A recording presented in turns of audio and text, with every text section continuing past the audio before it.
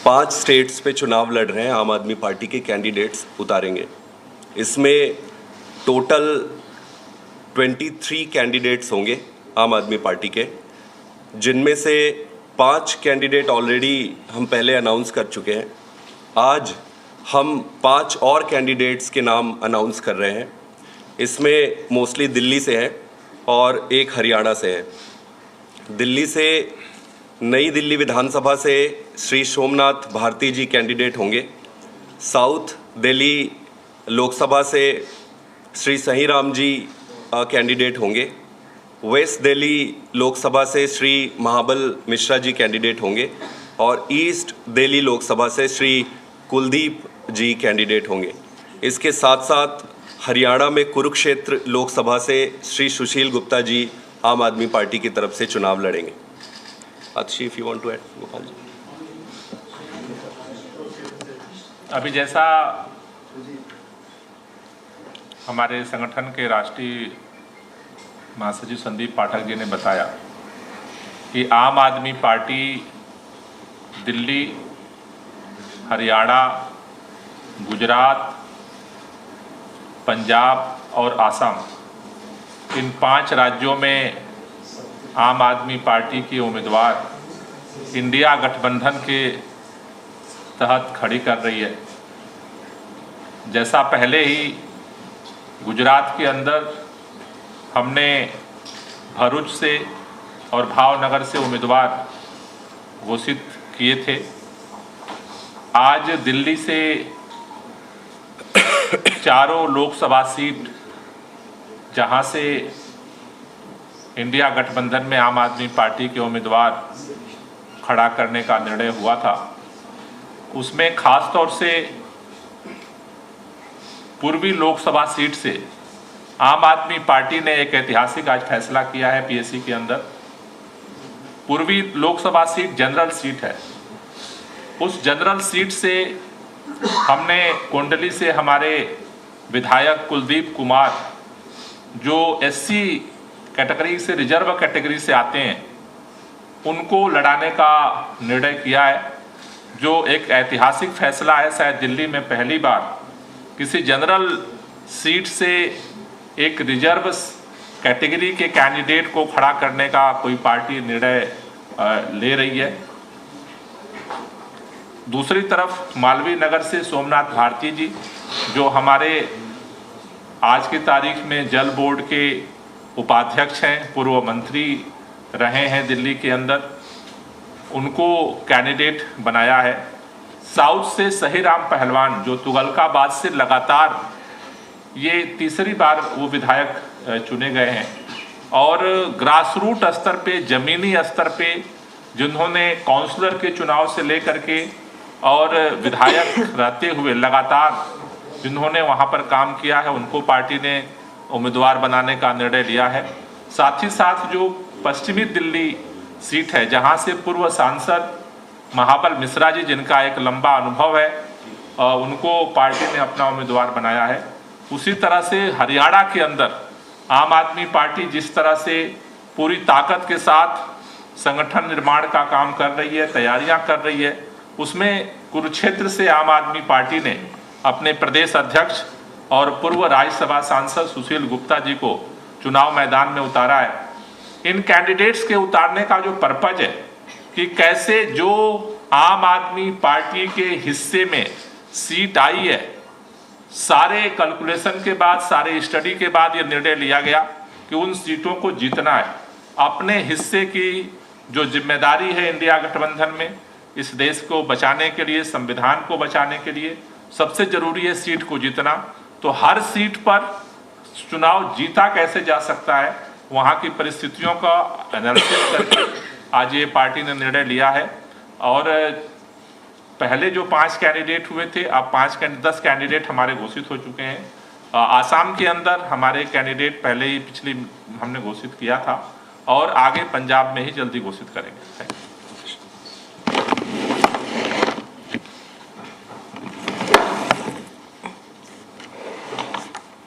हमारे जो आज 5 कैंडिडेट्स की घोषणा हुई है, उनकी एक विस्तृत चर्चा संदीप जी, गोपाल जी ने करी है। लेकिन जो हमारे ईस्ट दिल्ली के कैंडिडेट हैं कुलदीप कुमार मोनू जी, मैं उनके बारे में कहना चाहूँगी कि ये आम आदमी पार्टी ही देश की इकलौती पार्टी है जो कास्ट बेस्ड पॉलिटिक्स को आज ख़त्म करने का प्रयास कर रही है।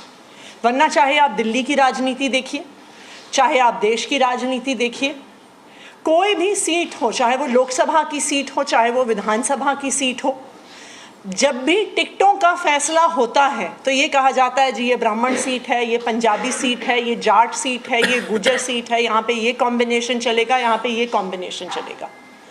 लेकिन जब से आम आदमी पार्टी राजनीति में आई है तब से इस प्रकार के कैलकुलेशंस को आम आदमी पार्टी ने ख़त्म किया है। आम आदमी पार्टी सिर्फ ये देखती है कि कौन जनता के लिए काम करना चाहता है, कौन पब्लिक के बीच में रहता है, कौन दिन रात पब्लिक की सेवा करता है, उनकी समस्याओं का समाधान करता है।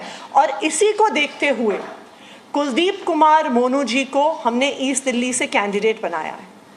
कुलदीप जो कुछ साल पहले तक आम आदमी पार्टी के एक आम कार्यकर्ता थे, उन्होंने 2017 में पहली बार पार्षद का चुनाव लड़ा, वो पार्षद का चुनाव जीते, कल्याणपुरी सीट से पार्षद बने।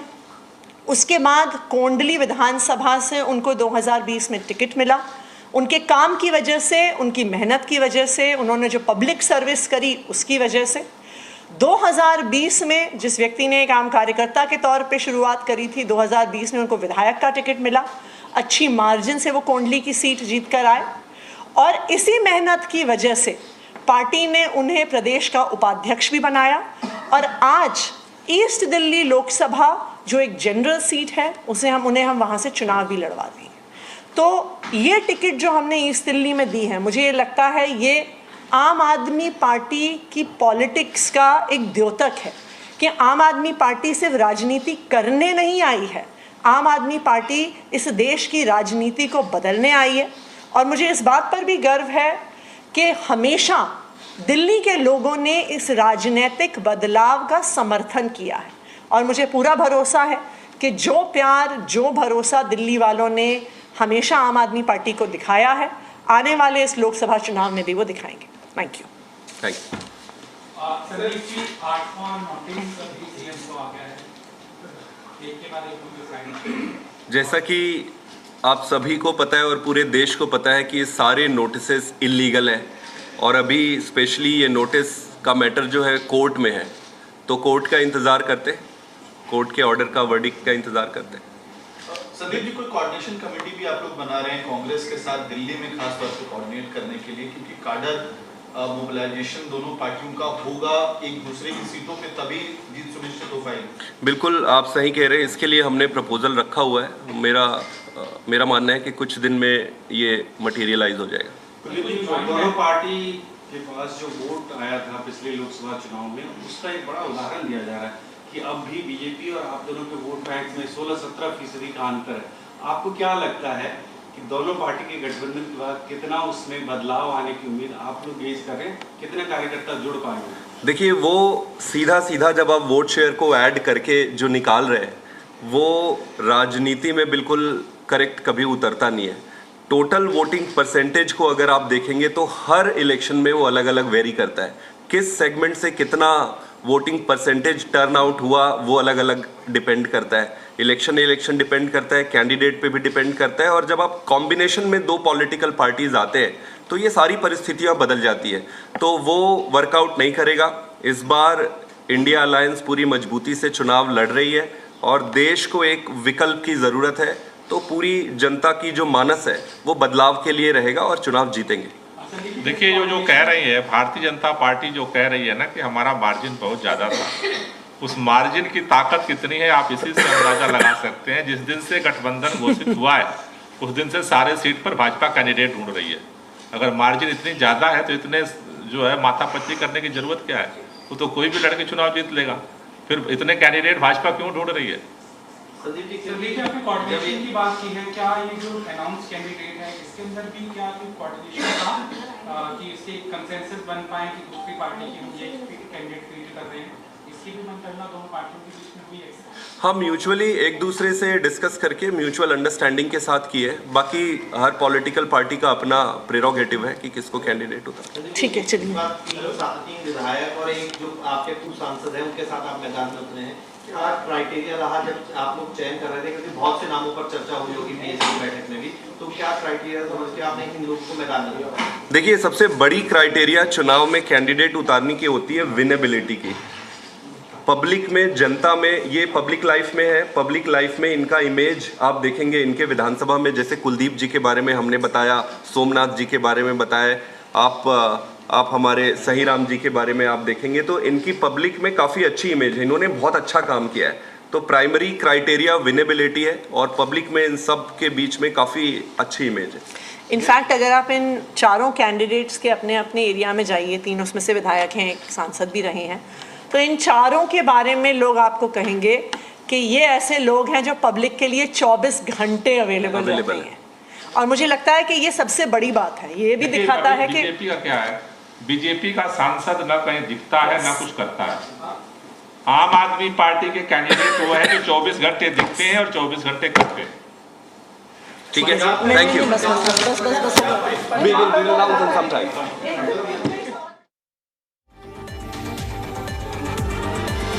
तो आम आदमी पार्टी ने अपने प्रत्याशियों के नाम जारी कर दिए हैं और खासतौर पे जो फोकस है वो दिल्ली और हरियाणा पे रहा है। हरियाणा में लोकसभा चुनाव के दौरान एक सीट पर आम आदमी पार्टी अपना उम्मीदवार उतारने जा रही है। वहीं इंडिया गठबंधन के तहत 4 सीटों पर आम आदमी पार्टी की तरफ से चुनाव लड़ा जाएगा।